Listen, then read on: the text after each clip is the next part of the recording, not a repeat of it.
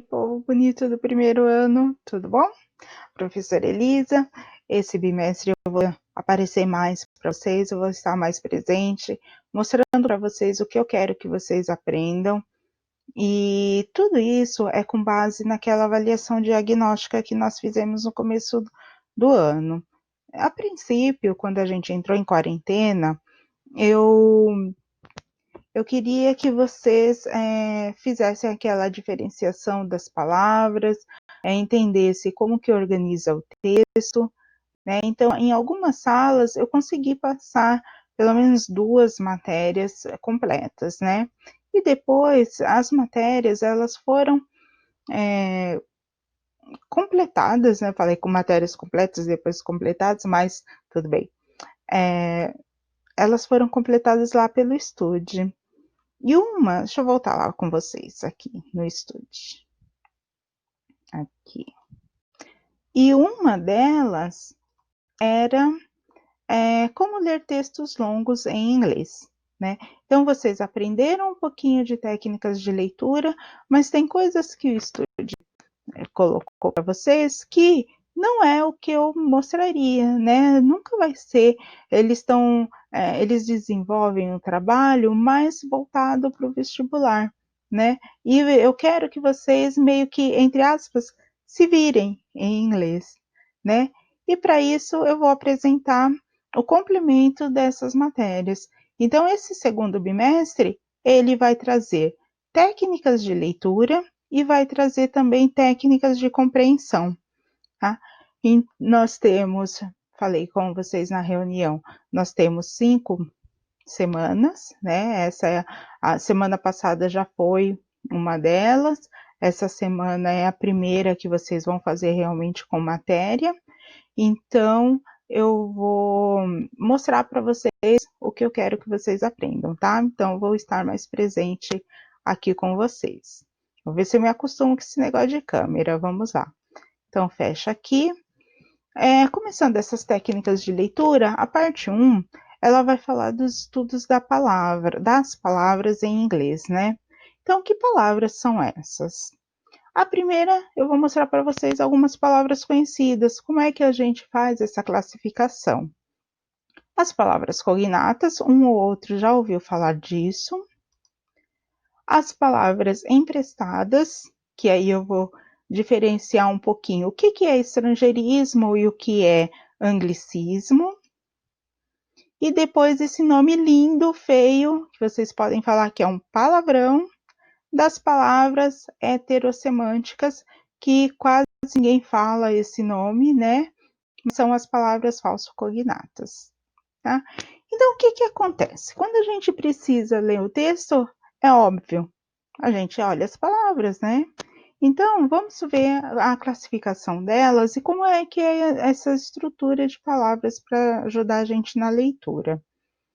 O primeiro que nós temos... Ai, não sai, saiu. Opa, volta aqui, ó. Gente, eu tô aprendendo, hein? O slide anterior, mais um pouquinho, ó. Tudo bem. Lindos. As palavras cognatas. O que são elas? Alguns livros, e eu acho que o livro de vocês também chama de palavras transparentes. Por quê?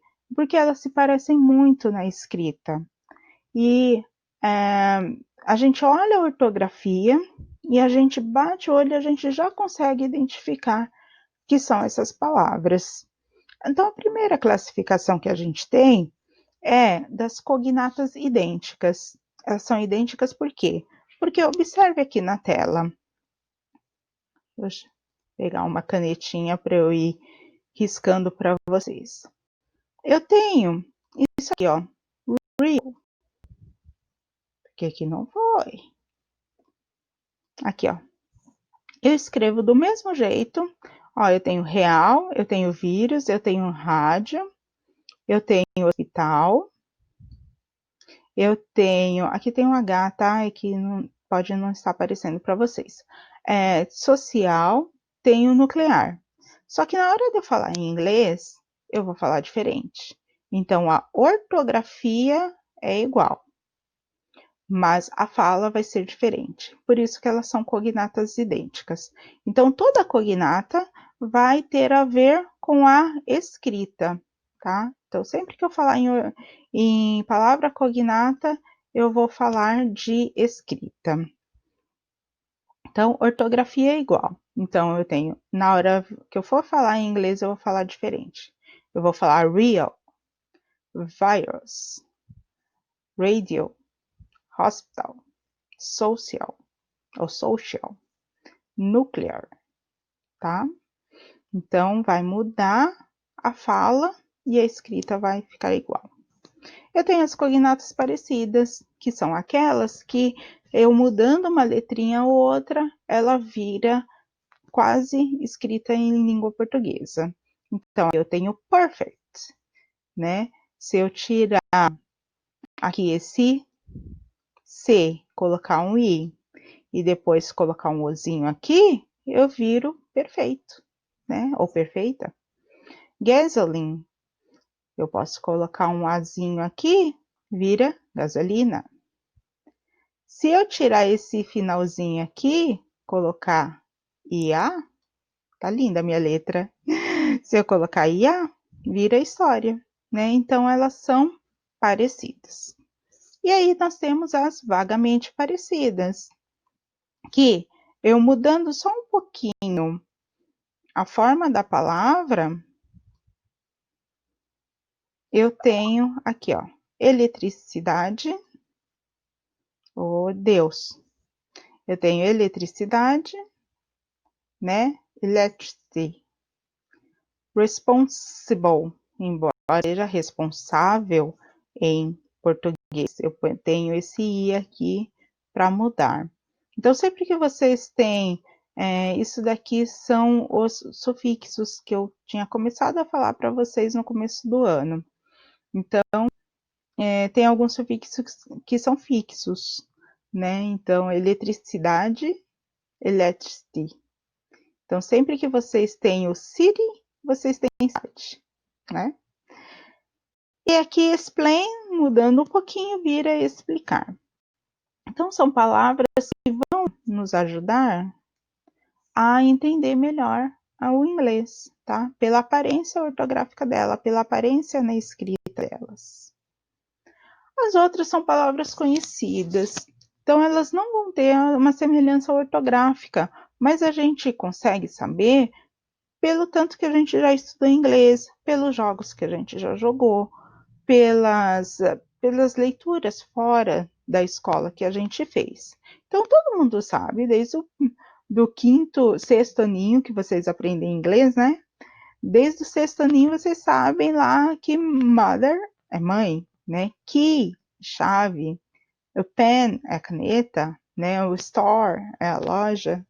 Então, vocês sempre vão ter contato com a língua inglesa e essas palavras não parecem nada em língua portuguesa. Não me lembra nada key aqui, né? Não lembra nada em português. Mas, ai, tá caindo. Não lembra nada em português, mas eu sei porque já vi isso em alguma coisa lá no jogo que eu jogo, eu tenho que achar a chave ou eu tenho que achar uma senha que tem essa palavra aqui. As outras palavras, elas são as emprestadas. O que são essas palavras emprestadas? A gente não faz a tradução dela. A gente usa exatamente como é feita em inglês, tá?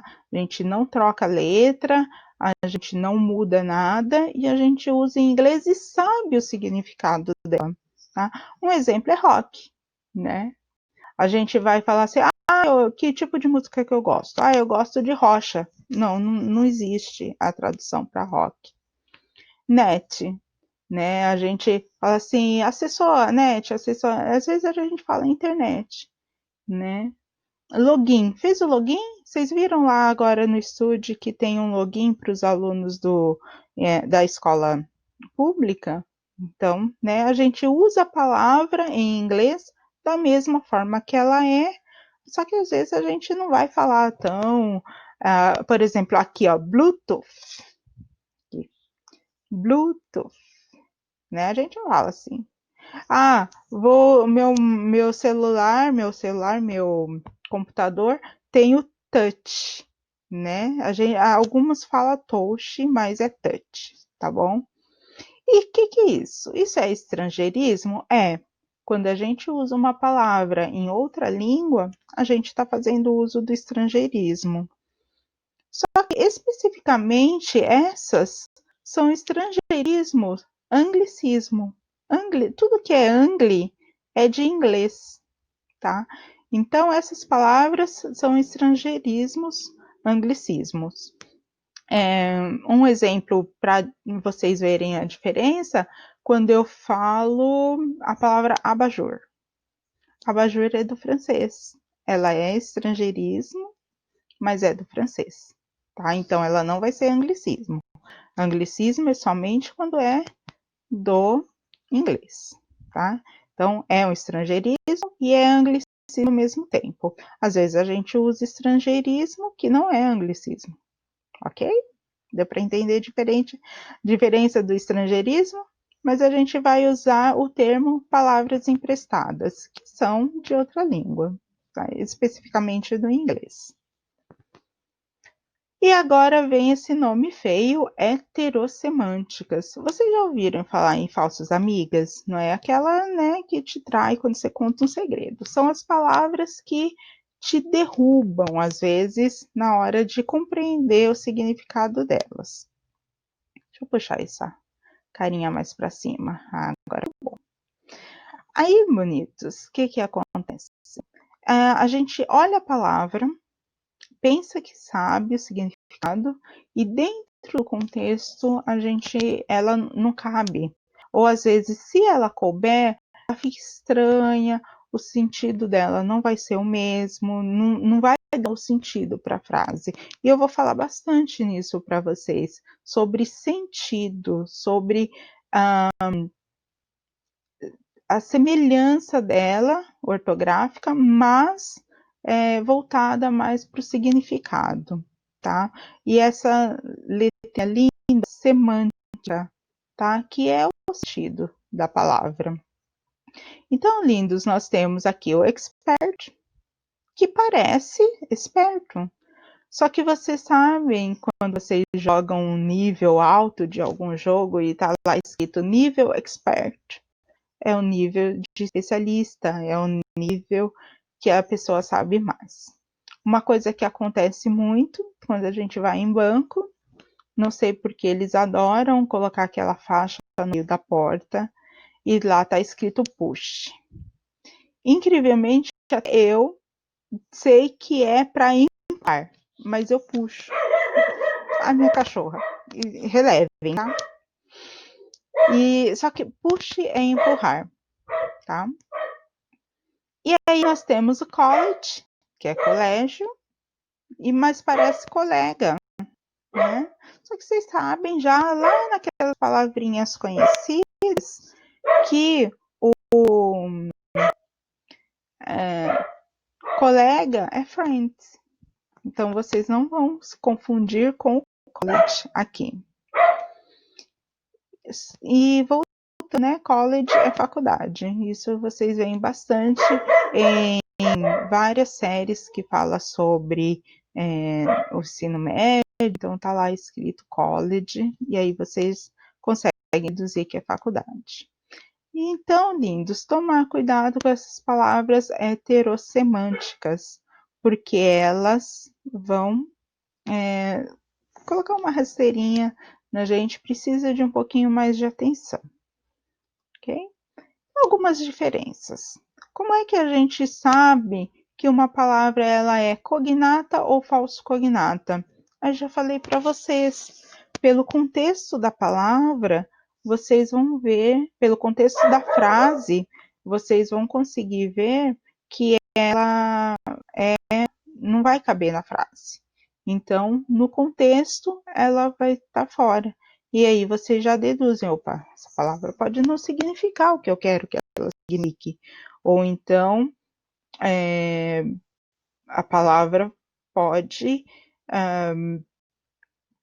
estar ali dentro de um contexto que não é o que ela estaria normalmente, tá? Então, a diferença entre a palavra conhecida e a palavra cognata é só pela ortografia, tá? Na cognata, ela vai ter a ortografia parecida ou idêntica, como eu mostrei para vocês lá na telinha 1, né? E ai, acho que eu errei. Vamos lá, de novo. A conhecida, ela não vai ter a ortografia parecida com a língua portuguesa. A cognata vai ter ortografia parecida, ok? Vamos então? Então, obrigada. É só isso mesmo, né? Eu vou deixar para vocês algumas frasezinhas para vocês treinarem essa classificação das palavras. Então, eu vou colocar uma frase e destacar uma palavra, e aí vocês vão me dizer que tipo de palavra é aquela. Se ela é conhecida, se ela é cognata, se ela é emprestada, ou se ela é falso cognata, aquele nome feio chamado heterossemântica, tá? Então, vamos lá. Um exemplo. Eu tenho a palavra notebook. O que vocês classificariam? Vou fazer igual o centro de mídias lá. 3 minutos para vocês falarem o significado da palavra. Notebook, dependendo do contexto em que eu estou usando, ela vai ser uma palavra empregada, tá? Mas tem que tomar cuidado, porque ela também pode ser uma heterossemântica. Porque notebook, o que é para nós hoje o notebook? É esse computador aqui que eu estou usando, o computador que vocês usam, o computador que é o que a gente coloca no colo. Na verdade, esse computador aqui, menorzinho, ele é chamado de laptop, não é notebook, porque notebook, na verdade, é caderno, né? Então, a gente tem que prestar um pouquinho de atenção que tem uma coisa incrivelmente estranha chamada inglês brasileiro. A gente atribui uma palavra em inglês achando que ela significa determinada coisa. E às vezes não acontece, né? Tão bonitos. Vamos tomar cuidado só com esses detalhes, tá bom? Então, deixa eu ver o que minha cachorra tá louca lá. Espero que vocês tenham entendido. Se vocês não entenderam, se ficou dúvidas, me pergunte nos comentários, tá? Tem os comentários do blog e tem os comentários do Classroom, ok? E vocês podem escrever também no meu e-mail, que vai estar indicado aí sempre. Se vocês estiverem no Classroom, é só clicar no nome e clicar em enviar mensagem. Rapidinho eu recebo, ok? Então, lindos, beijão. Todo dia rezando para que isso passe tudo logo, né? Porque dar aula assim pelo vídeo, não sei se é meu forte, não. Então tá. Até mais. Próxima aula, a parte 2 dos técnicas de leitura, tá? Semana que vem. Beijão de novo. Tchau.